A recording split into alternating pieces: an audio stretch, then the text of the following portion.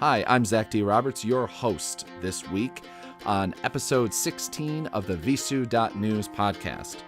This week I'm joined by Jeanne Devon. She is the New York Times bestselling author of Blind Allegiance to Sarah Palin, a memoir of our tumultuous years. And most recently, she co-authored with Bill Fulton the soon-to-be TV show, The Blood of Patriots, How I Took Down an Anti-Government Militia with Beer, Bounty Hunting, and Badassery. On this episode of the Visu.News podcast, Jeanne and I talk about this really just terrible CBS opinion piece that compares the up-and-coming politician from Queens, Alexandria Ocasio-Cortez, with the half-term governor of Alaska, Sarah Palin. We also delve into the madness that is the current Alaskan gubernatorial race, which is now a three-way event. Well, and it's not the kind that ends with one person finishing early and everyone generally being disappointed. Well, actually, it just might be that. Anyway, listen in and go check out Jeanne Devon's website at themudflats.net. Just a terrible reminder, which is now a tradition on Visu.News, Donald Trump has been in office for 1 year and 211 days. So silly because it's somebody's version of the truth, not the truth. He didn't have a conversation Truth is about... truth. I don't mean to go like... No, it isn't truth. Truth isn't truth. The President of the United States says, I didn't... Truth isn't truth. Mr. Mayor, do you realize what... No. I'm here with Jeanne Devon, co-author of The Blood of Patriots, How I Took Down an Anti-Government Militia with Beer, Bounty Hunting, and Badassery. So, what was it like personally taking down a militia, Jeanne? Oh no, I'm sorry. That was not me. No, it's with our also friend of the show, and I think now you'll have both about the same number of appearances on the VisuNews podcast. Bill Fulton was the co-author on that, and it's yes. He is the badassery. I am the wordsmith. Yes. So definitely recommend checking it out. Also because it has photos of mine in it, so that's always cool. Very weirdly, no photos of like people with guns or anything like that. It's like a nice landscape photo and a couple other things in there. But you're the Ansel Adams of the book. Yeah. A book about militias and a group of people who try to overthrow the government, and that's where I have landscape photos. So, of course, because it takes place in Alaska, which is as I was saying before the show, Jeanne, I apologize for only having you on when something about Palin or something terrible about Alaska happens. But we are where we are. I have resigned myself to my fate. Yes. So there was a CBS News op-ed by Michael Graham, person who I'm not really familiar with, but he is a CBSN, which is their kind of like online. Well, actually, no, I think it's just CBS News, but they have an online news network as well, which I actually recommend. It's a really great live streaming platform for things. But Michael Graham is a contributor to CBSN and a conservative columnist for the Boston Herald. The title is commentary: Alexandria Ocasio-Cortez becomes the Sarah Palin of the left. I'm sorry I fucked that up because I was laughing in the middle of it.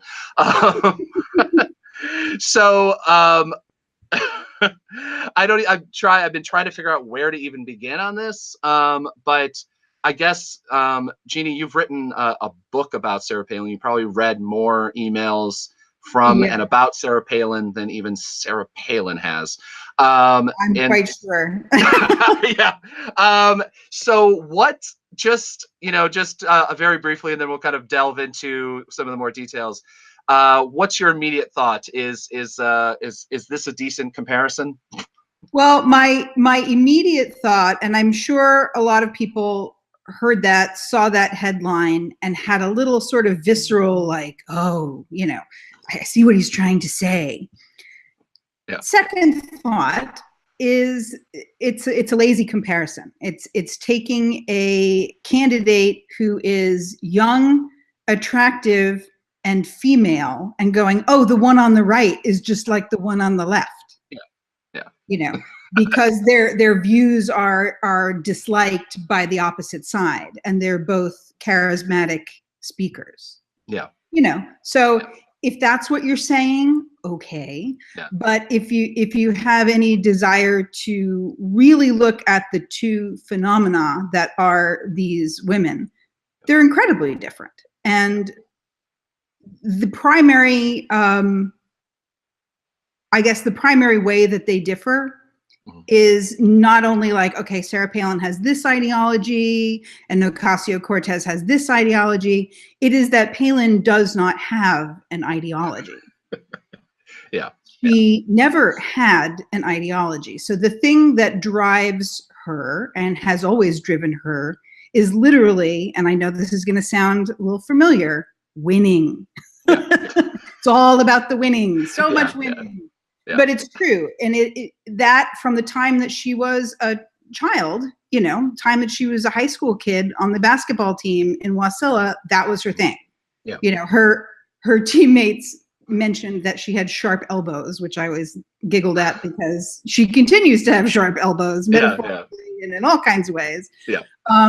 But that was the thing for her. And she was very good at doing and thinking and being whatever was needed to win.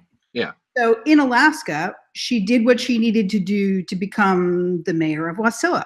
And she did what she needed to do to become governor, which ironically was saying, hey, we're being taken advantage of by the oil companies. Yeah. Does not sound like a Republican talking point, right? No, not at all. It was a populist talking point. And she recognized her popularity because of her charisma, because of her work ethic, because of the positive sides of her, and recognized what people wanted.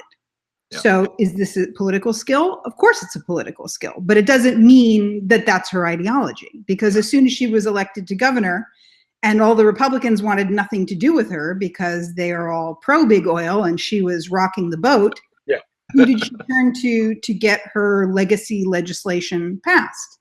Democrats. She was happy to work with Democrats. Then when she was nominated to be VP, it all shifted again. And she said, palling around with terrorists. And she said, no, I'm going to keep campaigning in Michigan. And it was all about her, where she was getting the most love and how she could make those people happy. Didn't matter if they were Democrats, Republicans, her parents, her school, voters in Alaska, voters nationwide. That's her formula. Yeah. And it's terrifying to think, though, because I think a lot of people who only know Palin from the handful of Saturday Night Live sort of skits and things like that, which I think that obviously that's blended down to like news agency Fox. Was it Fox used the Tina Fey, Sarah Palin in as a graphic like before, like the photo, and like they've mixed that up a lot. But it is terrifying to think, because I remember, like, thanks to you, and I think it was actually before I actually knew you. I was just reading you as AK Muckraker. But I've been reading you and Shannon Moore's work, and when she was nominated, I was terrified, because I'm like, they won. Because if she stayed the way that she was in Alaska, I think that she could have been the difference. Like, if she could have been kind of the manipulative person that she was, of being able to kind of like mold, but then she just went not even far right, just like far crazy. She delved into the Trump land of, and again, I think we could do an entire podcast about how Palin was kind of the person that introduced this world so much, especially in the national stage, on this kind of idea that you can be literally totally unknowledgeable on every single subject, and what was it, word toss salad your way through speeches, and somehow win, as long as you basically tell the right group of people that those people are bad or whatever, But anyway, but I mean, when it comes to the Ocasio-Cortez Palin comparison, I mean, I think that beyond literally being, as it was the article, she's enthusiastic, she's attractive, and she's unapologetic.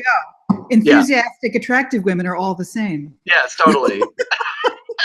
And young. What I love though is that they go, she's attractive and she has a degree in economics from Boston University. And you go, well, that's immediately where we lose the Palin thing. I don't personally like that when people go, well, she went to 3 different colleges. I'm like, hey, I went to 3 different colleges. So it's a personal thing. But like Palin was never, her shtick was never that she was knowledgeable on the subject. Like, well, she had and here's the other thing, because you were saying that, if Palin had stayed the same as when she was in Alaska, it could have made the difference. Mm-hmm. I agree with you. It certainly could have. But the thing I think that would have informed our current political landscape far more is that if, when she did not win, she had come back to Alaska, she had hit the books, she had absorbed the news that was happening outside, because, and this may sound like it's in her defense, and to a certain degree, yes, but both of these women, I believe, were kind of blindsided by their win. Oh, yeah. Yeah. They were not completely prepared. And so that's really going to be the test, because Palin has no intellectual curiosity, no political, ideological fervor for an ideal that she is fighting for. She was fighting for herself and her own victory and really didn't want to work that hard at it. It was much easier to quit the governorship and write a book than it would have been to become literate in world affairs and literate in economics, and to be humble and accepting of her loss and work diligently to come back, because she could have been a candidate. Yeah. If she had played her cards right, she could have been a presidential candidate. I mean, she could have also been, go down and, I mean, she had a track of becoming one of the more popular governors in Alaskan history. I mean, like, or at least, people that actually got things done. I mean, it was Democrats have been fighting basically for Palin's legacy for the last since she left, which is hilarious, because she's literally spent the time fighting against her legacy since then. Well, she did come back and give a big smackdown to Alaskan Republicans for being, complicit in an oil tax structure that is very bad for Alaskans, but I'm not going to bore everybody with that. But she did hold to the one thing that was her legacy, and she tried to keep that going. So I will give her that. But with Ocasio-Cortez, from what I know, and I'm not from her district as I was from Palin's, but from what I know, she seems to be a diligent, hardworking, and intellectually curious person. She majored in economics, so she is drawn to those things, which are important. And she really is, in touch with her people. Sarah Palin was in touch with her people, but her people were Wasilla. Her people were not a demographic crosscut of America. They were not. to say the least, they were literally. It's not in any sort of way a generalization to say that I think that it's probably 90. Well, no, I forgot. They're probably Native people there in that area, but it's probably like 99.9 white. And of a same demographic and of a same political thing. And it's like white, conservative, Christian, rural. I mean, And it should be noted that, and this is something I think that is always amazing when they make, certain comparisons and things like that. She was the governor of the state of Alaska, which has less people probably than Ocasio-Cortez's district does. Which is kind of telling, I mean, obviously spread over a much bigger area, but like the population of Wasilla is probably where she was, mayor before, is it's probably like the same of people. It's probably what a city block in, like maybe one. I'm not quite familiar with the Ocasio's district, so I don't know how many sky rises they have, but it's like 1 or 2 sky rises for people to live in those things, and so which is something I always love versus like say the rural congressman or whatever. I mean, to say that they don't represent their district, or and it's just like, well, Steve King's district is a lot easier to represent, I think, than say Ocasio-Cortez's district, which actually, again, I mean, like it's a very, very different district than, and probably represents, you know, America's diversity considerably better than 90% of the other districts out there. Right.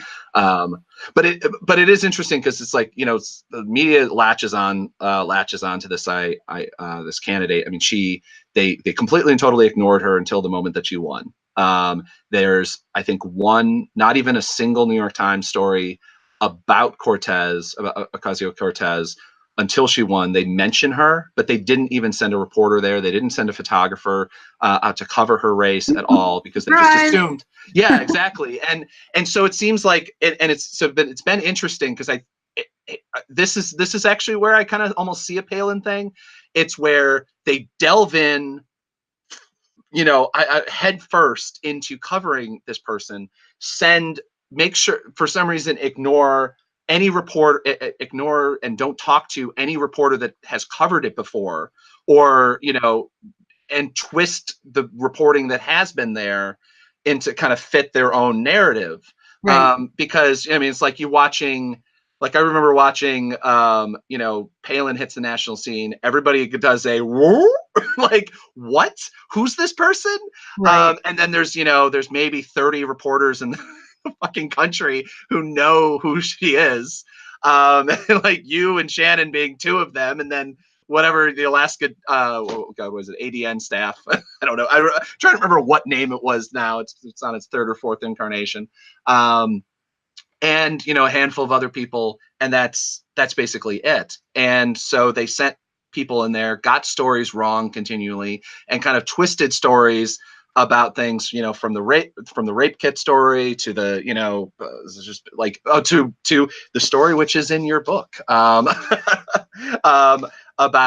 you know, people, was it God, I'm blanking on you know, later on Joe Miller's candidacy and things like that. Oh, right. You know, I mean, so it's just like, it's interesting to watch kind of the same thing where it's just like, you know, I hate the term mainstream media, but the mainstream media delving into a story that they are so far behind on, and then, you know, not just stopping for a moment, you know, and really, really talking to the people who are on the ground there covering it beforehand, and kind of making up, you know, memes because that's what they have to do, you know. So there has to be a meme. It's like, oh, well, she's, you know, she's completely she's too uninformed to, you know, be a national figure. And it's like, well, you know, like we've seen the story before, but yeah. Right. And a lot of the people, I mean, it's been incredibly entertaining for me to watch the right and how the right handles Ocasio-Cortez. Now, of course, the left was rabid against Palin, I believe, with just cause. And I tried to, you know, back up my own opinions with facts, which were easy to come by, you know, considering my locale and what I was doing. But, you know, social media was not what it was now back in 2007, 2008. And I look, and, you know, to see the right screaming their heads off saying, she's too extreme, she's going to destroy the Democratic Party. And I'm going, so if you honestly believe she's going to destroy the Democratic Party, why don't you let her?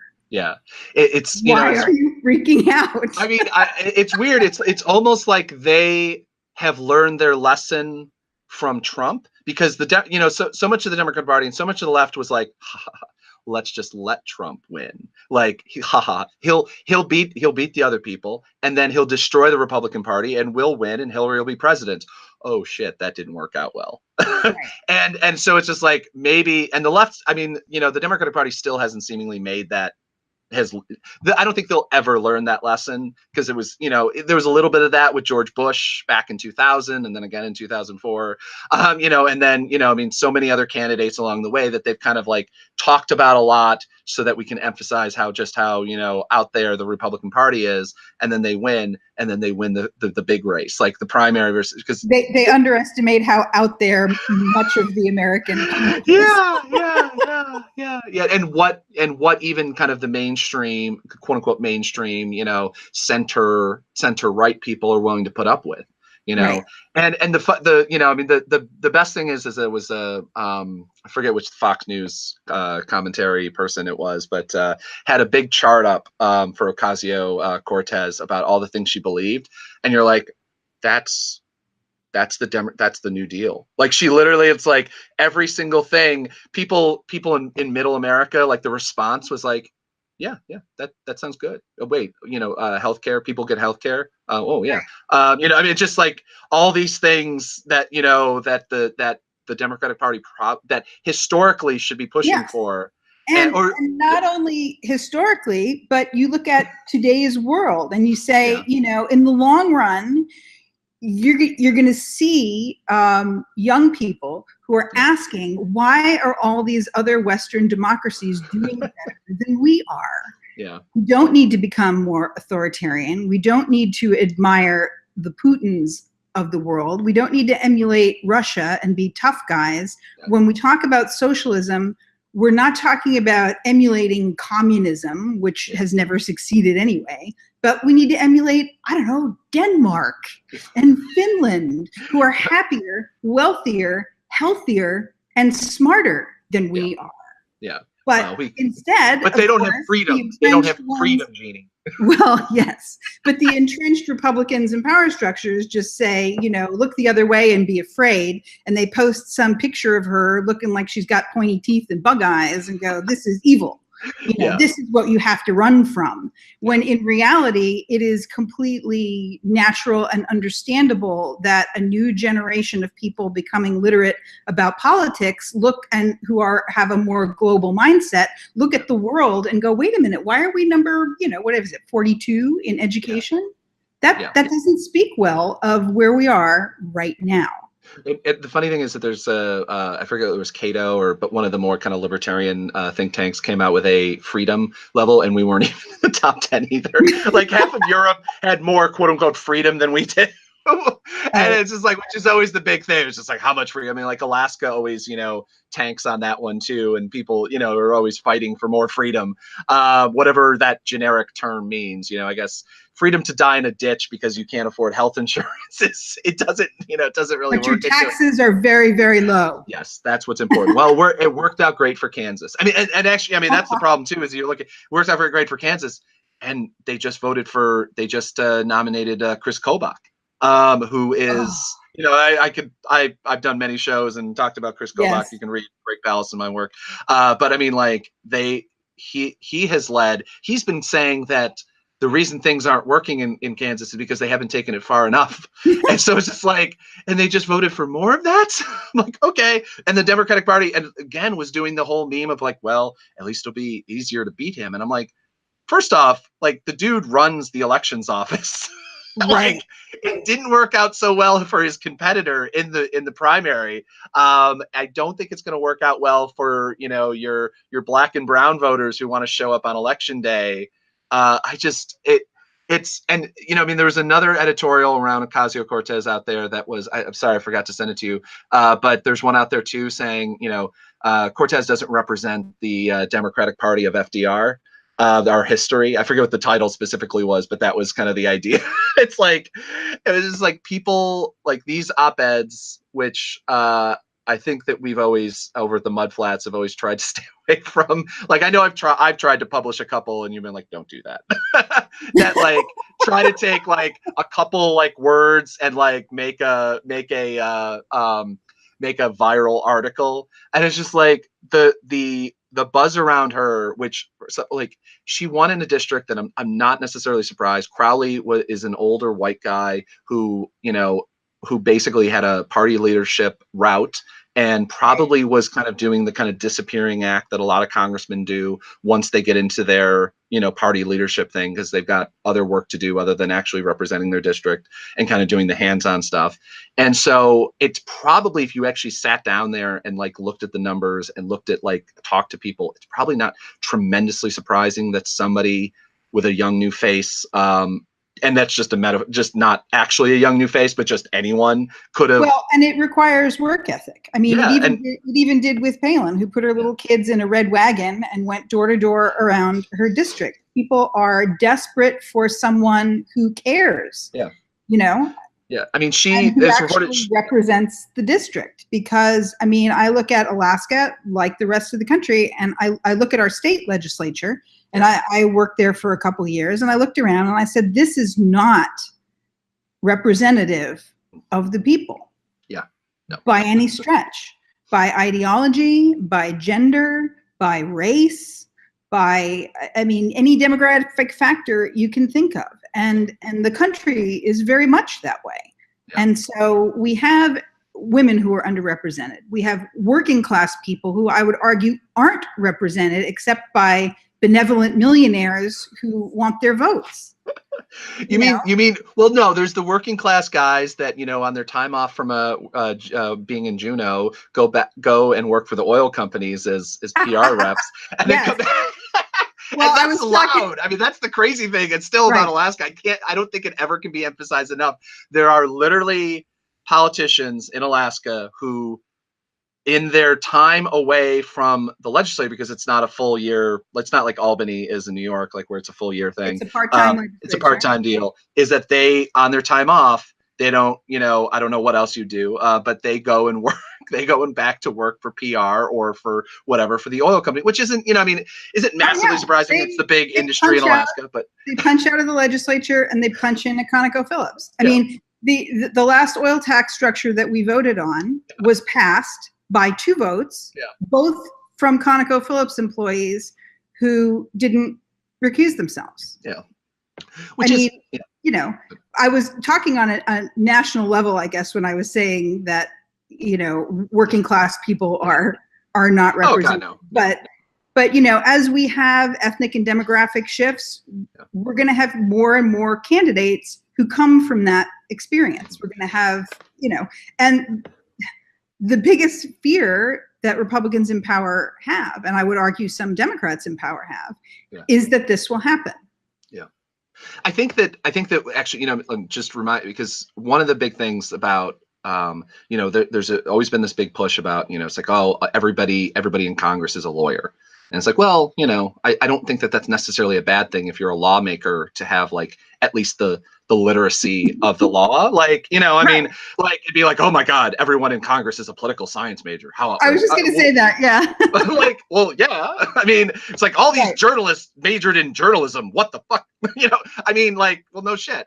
But I mean, because I mean, also shown, I mean, well, no, I mean, you occasionally need to have a dentist because you want somebody who can read body language really well. But which I still can't believe is the thing that happened. But it is interesting because, you know, it's like the Republican Party continually touts this idea of, it's like, well, we have working class people, we have people, whatever, and it's like an eye doctor who is unlicensed. We have a dentist who reads body language and thus knows things. And then, you know, and then like let's also remember, I think maybe the better shitty comparison to be made to Ocasio-Cortez would actually be Joe the plumber. If you remember, I mean, this is like a flashback to the past on these things. I mean, that dude's still around, shockingly, but he, you know, it's like you have somebody who is just a plumber, you know, not just a plumber, he makes 3 times, 4 times as much money as I do.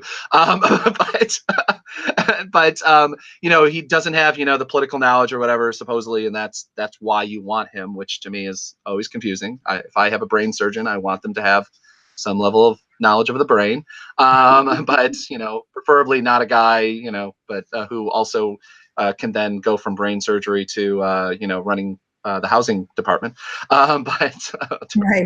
which is terrifying to me. But as everything in this past 3 years are, but it is interesting, the comparison. And it's just like, this is what the right offers up as, you know, the working class person, and here's what the left offers up as a working class person, and how both sides of the media for some reason go batshit crazy over the left's version, who's like, well, she was a waitress and clearly she doesn't know anything. And it's like, well, she also has a fucking economics degree from Boston University, versus the plumber who ran a small business. You know, I mean, it's just like, and that's the best he could. And as far as I can tell, the small business failed. But you know, I just, it's fascinating to me. Because the next thing I want to talk about is, as well with her, is the fact that, and I think that it works with you know, what we can both talk about, the way that you know, covering political events in Alaska kind of like fucked me up for covering political events, like actually getting access to things. Ocasio-Cortez has now held 2 town halls that are closed press, and the press in general has lost their collective minds about it. Like she's, I don't know, a member of Antifa and spraying the press and cutting cables, bashing cameras or something. Like it's this big and outrageous. But weirdly, I've never once read an article that I can think of complaining that the press didn't have access to $10,000 a plate dinners. And this is something that's like, I tweeted this out and it's gone a little viral, and like, so, and it's weird because I thought I was going to get a lot of blowback from other members of the press about it, but I haven't gotten a single person tweeting a negative comment about it at all. And so I'm actually kind of surprised that as many people might have the same belief that, wait, no, maybe not, it's okay, which it worries me that this might become a trend, because as a journalist, especially as a photojournalist, I have to physically be there and I have to be really obvious that I'm a member of the press. I find this is maybe not a dangerous trend, but as a trend that is worrisome to me and covering things. But it is interesting. I mean, I don't know if you had any thoughts about like what's happening there. So. Well, I think you hit on a really interesting point, which is, of course, the $10,000 a plate dinner. And I, try whenever possible, if you're trying to move the needle, or if you're trying to, steer the ship, or whatever metaphor you want to use, you need to find points of overlap in the giant Venn diagram of politics. Yeah. Because if you scream at each other from opposite sides of that diagram, you will never get anywhere. But if you can get people to acknowledge a common good, then you have a chance. And I believe that is one of them. People on the right, people on the left, people who are disgusted with both, can all agree that money in politics is a problem. Yeah. Yeah. And which is, it should be a thing that everyone cares about, but it seems like only one side deeply actually in practicality really cares about it. I mean, everybody wants to lose their collective shit about Nancy Pelosi, but they don't want to care about, literally a billionaire just said, I don't need anyone else's money. I'll use my own money to do this. I mean, the NRA helped a lot and Russia helped a lot on that. But I mean, like, they voted for a billionaire because he didn't need to take other people's money, which to me, I'd go, if we're doing kind of the triage democracy sort of thing, where we go, okay, well, at least it's not this bad, but well, at least we have 100 different corporations' opinion filtered into this politician, as opposed to literally one dude who just has a ton of money and doesn't need anyone else's money. The notion was, let's give him the benefit. The idea behind that is somebody who can't be bought. Yeah. If Bernie Sanders were completely self-funded, I think most people on the left would find that, preferable than him taking money from 100 different corporations. Yeah. Yeah. I mean, the other option, of course, is zillions of small donations. And that's what we're starting to see more and more. And, honestly, I mean, this is why we see attempts at voter suppression, because when you can no longer win on issues and when your voter base is shifting, you have limited options. And one is suppressing the voices that disagree with you, which I would argue only really works for so long and can only buy you a certain number of percentage points. Or you can try to turn out every vote you possibly can based upon primal fear and misinformation of the voters. Yeah. So we're seeing both of these things play out right now. We're seeing, I mean, look what's happening in Georgia with shutting down these polling places because, quote, they're not accessible enough. So let's make them inaccessible. This is ironically, well, I don't know if it's ironic or not, but not surprisingly, the same argument that you had with abortion clinics shutting down in Texas. Oh, we have to shut them down because the hallways are not wide enough. Yeah. They don't, they're only 7 feet wide instead of 9 feet wide. So because of this, problems with access, we will eliminate it. Yeah. Well, that's not helping your access problem. Just get rid of it completely and be like, Right. well, we can't have the you know, the steepness on this ramp is enough, so fuck it, we'll just have a big ledge. Like, nobody can get in whatsoever. Let's just brick up the wall. Right. You know, well, I mean, that's the current Republican policy for most things. I mean, we can't figure out the immigration policy, so let's literally fucking build a wall. Because we can't figure out a proper way of doing what we're doing, so we'll just close down the EPA. You know, we'll just figure out. It's just like, well, things aren't working. We're not going to drain the swamp. We'll just, you know. Well, this is build a dam. Grover Norquist's wet dream, right? It's like drown it in the bathtub. You know, make government not able to function, and then you shut it down. Yeah, yeah. You know, and that's you know, it is a scary thing that you know, it seems like. We notice usually there's like trend pieces and articles and things like that, and no one. A lot of people write articles about, well, he's not draining the swamp, he's filling it, he's putting alligators in it, and doing all the, you know, making all these these metaphors and things like that. And it's like, well, this is actually the plan. It's not. It's like, it's planned incompetence. To me, it was the same thing that Bush was doing. Actually less effectively, because the difference between Bush and Trump is that Bush wanted his own people in there and to make money in a different way from government, and so they wanted the budgets just as big. Trump's people, I don't think Trump wants anything. Trump doesn't know what's going on, but Trump's people want potentially just, no, we just want to break down the whole fucking industry. It's like, we don't even want to put James Watt as the head of, you know, the head of the EPA or the head of the Interior or whatever. We just don't want it to fucking work at all. And we're not, no one is going to make money, and eventually we'll just get rid of it. Like the Election Assistance Commission, the people that literally count up the votes and talk about, you know, okay, well, here's where problems are, here's where, you know, we need more machines, here's the things, and sort of thing. They just got rid of it. Obama didn't help. He didn't really fight for that too hard. It sat without a commission chair for, I think, most of his administration, I think 6 years of his administration. And he didn't fund it, or, I mean, obviously he didn't fund it. I mean, Congress, he didn't really fight. It wasn't something that # thanks Obama. No, well, I mean, it just wasn't, to me, it was just like, it wasn't one of the things that he pushed for. Right. Obviously, it's not like Obama could have written an executive order and been like, here's $20 million for that. I don't think that that's even possible. So it's, the Republicans obviously are the ones to blame for that, but it's not like Obama fought for it. But on the other hand, Obama doesn't actually believe that voter suppression is a thing, which is a thing. And I know that for a fact. I know that for a fact, but I can't say who told me.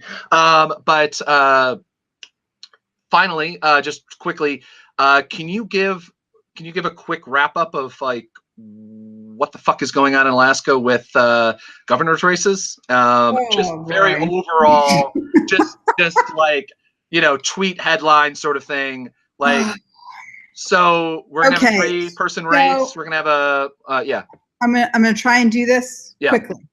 Give me the 2-minute round. Yep. we have an independent governor who used to be a Republican. Yep. We have an independent lieutenant governor who used to be a Democrat. 4 years ago, they brought themselves together into the, quote, unity party. Yep. The Democrats took their candidate off the ballot and supported them against the Republican. The most Alaskan thing ever happened, basically. Right. Yes. And the independent party won. Yep. In that time, the independent, who had been kissy-kissy with Democrats to get this allowed and to get the Democratic Party to pull their candidates and to get candidates to voluntarily, thank you, Hollis French, step aside for the greater good. Think about that for a minute. A politician that's going to do that, what he honestly believes. Since that time, the governor has proven not to be as friendly to Democrats as they would like. He forgot who brought him to the dance. Yes. He's been schmoozing with Republicans. He has backpedaled on social issues that he swore to never touch. Yep.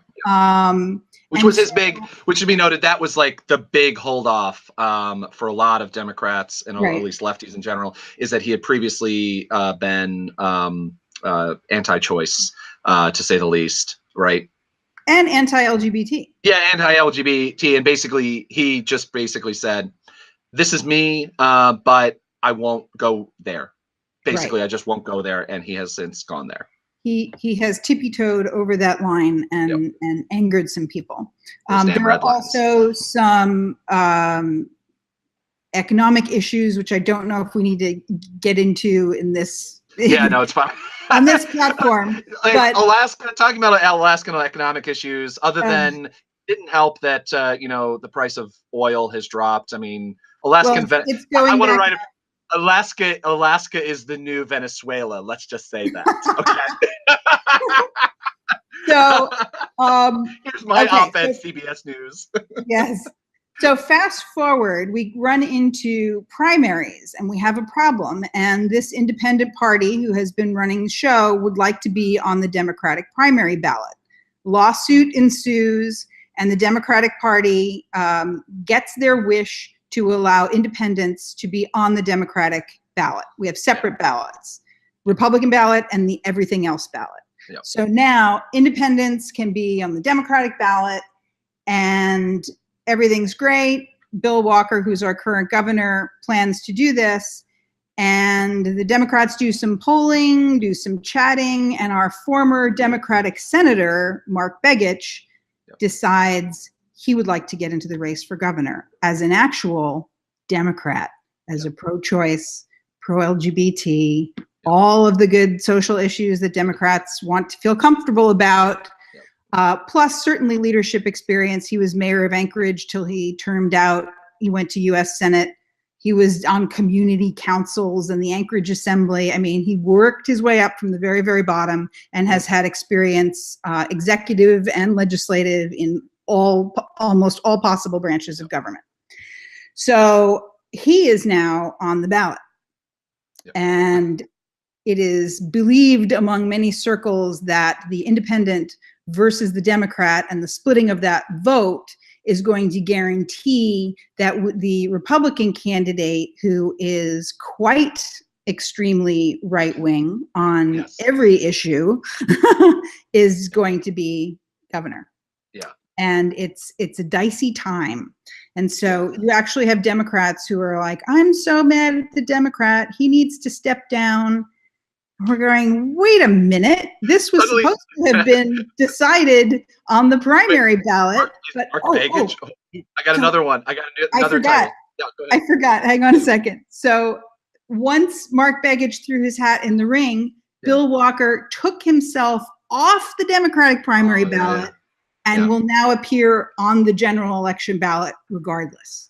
So many people are thinking if he had, I mean, they fought a lawsuit, right? So he could do this. So if he'd have stayed put, Begich would have likely been the candidate and Begich would likely be the next governor, but he has stayed in. So it's all about like, who's the spoiler? Yeah. And I mean, and one of the problems, I mean, you mean that Mark Begich might be the next Ralph Nader? Sorry, I'm just feeding you headlines, Jeannie. I'm just feeding you clickbait headlines that you can use.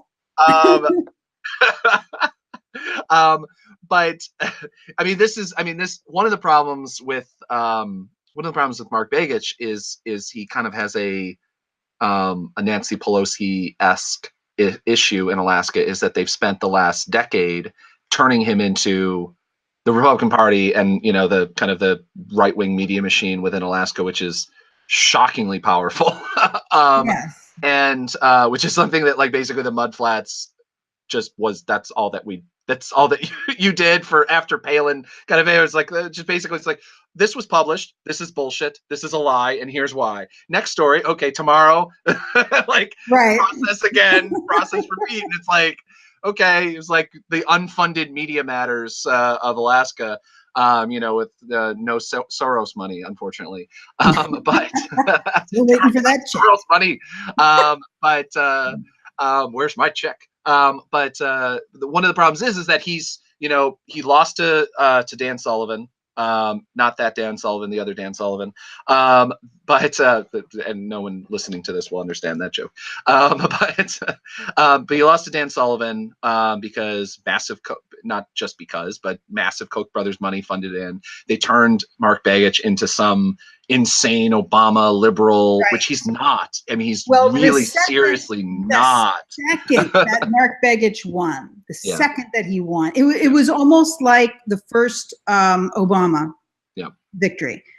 Immediately, it became, he's evil, he's a liberal, he's the devil, he's voting with Obama 80% of the time. And I'm like, that's it? All it goes, first off, that's it. Like, he was literally the most right Democratic senator in terms of votes. And Lisa Murkowski, who is our Republican senator, is literally the most left. So we were both in the center and touching each other on that chart. And yet, you know, one side says that one is, you know, extreme right, and the other one says which is good. I mean, which is good for Alaska. I mean, like, as much as I, you know, I live in New York, and I have terrible, well, I have 50-50 kind of, but on senators, but it's, you know, it kind of it should be. It actually is one of the few states that I actually kind of believe should be a center thing, because, but beyond that, it's it's not now. Yeah, no, I know, but yeah, but I mean, one of the big things is like to prove like just how Mark Begich is not this liberal, you know, Pelosi whatever bullshit thing that they want to, you know, send flyers out about. We had to fight how fucking long to get him to even make a statement on Pebble Mine. I mean, Pebble Mine, which polled better than Mark Begich did, against Pebble Mine, I should say, polled, like, the Stop Pebble Mine movement polled better than Mark Begich, better than maybe even Don Young. I don't know, but we had to fight tooth and nail to actually get him to come out with a statement, and he only did like at the last second when a really big poll came out. Was I'm like, oh, okay, cool. Like, you know, he kind of pulled the Hillary Clinton thing where gay marriage is now polling as a positive in America. I support gay marriage. But I mean, like, half of my articles about Mark Begich that I've ever written were negative ones. Like, we're about, like, he still has not come out and said, you know, that he supports an environmental policy that saves salmon, which is kind of important in Alaska. Yes. And, you know, and so almost as important as oil. Yeah. Well, yeah. One might say. I still love it was a while back, that when oil was really bottoming out, was it like per pound of salmon was worth more than a barrel of oil, sort of thing. There's a chart a couple of years ago, and I'm going, maybe we should probably do policies that support salmon and things like that more. But, you know, we got oil. So, but thank you so much, Jeanne, for giving us your thoughts, not only on Palin again, but also on bringing us up to date on the always boring and always really pedantic Alaskan political scene. Not always boring. It's just like I always said this to be like, I've only briefly now started covering local politics in upstate New York, but it's so fucking boring compared to Alaskan politics. Compared to Alaska? I mean, it's just like, I got, you know, like I was always a researcher and kind of like covered things behind the scene. You know, it's like nothing. I started really actually covering daily political scene. I think my first ever city council meeting was actually Anchorage, that I went to, like, as a reporter, at least, not as like an activist or anything like that. And so it's like one of those, it's like, I've just been so burnt by, I mean, Trump has helped in the way of making things, you know, more, and I'm putting up air quotes, entertaining, yes, exciting, in the way that, like, I get screamed at by people.